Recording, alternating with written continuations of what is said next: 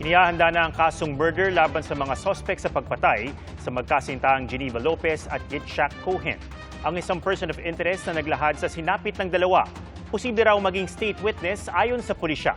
Saksi si June Veneracion.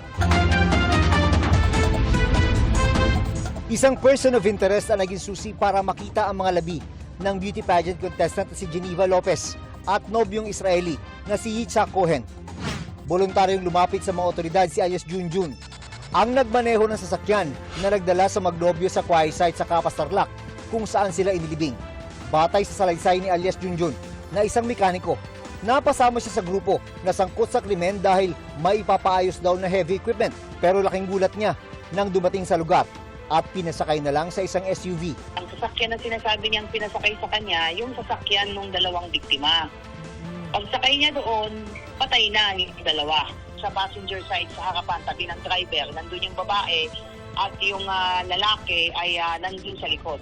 Ang sinasabi pa niya, nakabalot na daw ng kumot yung mga mukha.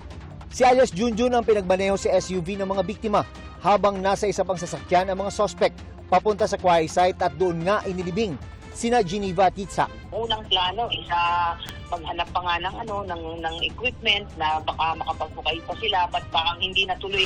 Inutusan ni daw ang driver na sunugin ang ginamit ng magnobyo na SUV na natagpuang nasusunog ilang araw mula nang mawala sila. Ang sinasabi niya, ang ginagamit niya, tissue, ikot-ikot niya lang yung tissue, tapos sinindihan yung tissue hanggang kumalat na.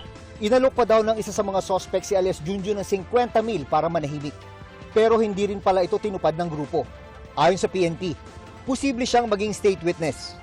Hawak na siya ng PNP. Pinaghahanap din ang dalawa pang kasama umano sa pagpaplano ng krimen. With respect doon sa mga ina-account, we already have names kahit mga aliases po. So nandun po yung direksyon, hinahanap po natin sila, mga civilian po. Lumabas sa investigasyon na may isinanalupa si Giyang sa magnobyo at para umano mabawi ito, pinagpanggap niya si abuso na buyer para pumayag ang dalawang makipagkita sa kanya. Sabi ng abogado ng pamilya ni Geneva Lopez, kilala na pala dati ng mga biktima at mga kamag-anak ang pangunahing suspect na dating pulis dahil may nauna na pala silang transaksyon na may kinalaman sa lupa. They're very comfortable. Siguro, kampante sila na it's just an ordinary business transaction again. Hindi lang po ito yung transaction nila, meron pa po isang property. Malaking figures. It runs it by the million. Meron pong 7.8 and 12 something hectares. Ayon sa pamilya ni Geneva, hindi pa raw natatapos ang paghahanap ng hustisya hanggat hindi pa napaparusahan ang mga may sala. Muli raw silang maglalabas ng pahayag pagkatapos ng libing ni Geneva sa Biyernes. Kinukumpleto naman ng PNP ang mga ebidensya laban sa mga sospek sa pagpatay sa dalawang biktima. Kabilang narito ang mga salaysay ng kaanak ni Geneva, mga dokumento at mga CCTV footage na nakalap sa isinagawang investigasyon.